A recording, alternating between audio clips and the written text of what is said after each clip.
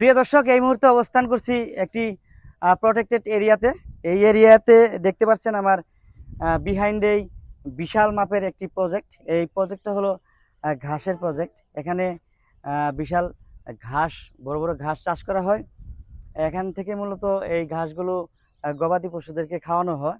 আর পাশেই দেখতে পাচ্ছেন অনেক ধরনের ঝোপ জঙ্গল এবং গাছপালায় ভর্তি।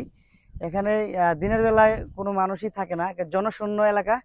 আমরা এখানে অনুমতি নিয়েই প্রবেশ করছি। আর একটু আগেই দেখলাম একটু শিয়াল, বিভিন্ন ধরনের পশু পাখি প্রাণী দেখা যাচ্ছে। মাঝে মাঝে কোকিলের ডাক শুনতে পাচ্ছি। আমরা কোকিলটাকে খুঁজে বের করার চেষ্টা করছি। আর ক্যামেরায় আছেন আমির ভাই। আমির ভাই কোকিলটাকে আমাদেরকে দেখাবে, একটু দেখানোর চেষ্টা করবেন। আর খুব ভালো লাগছে এখানে, আফটারনুন টাইমে আসছি, খুবই সুন্দর লাগছে। আর ওয়েদারটা খুবই কুল, দেখতেও খুব ভালো লাগছে। মেঘলা আকাশ ছিল একটু একটু।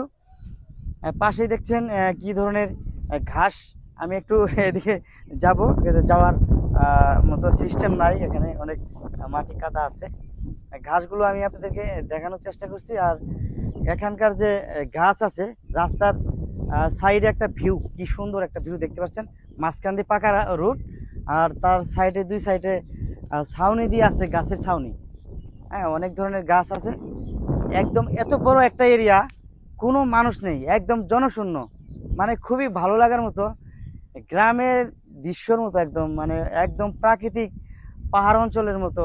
দেখতে খুবই সুন্দর। এরকম জায়গায় অনেকেই ঘুরতে পছন্দ করেন।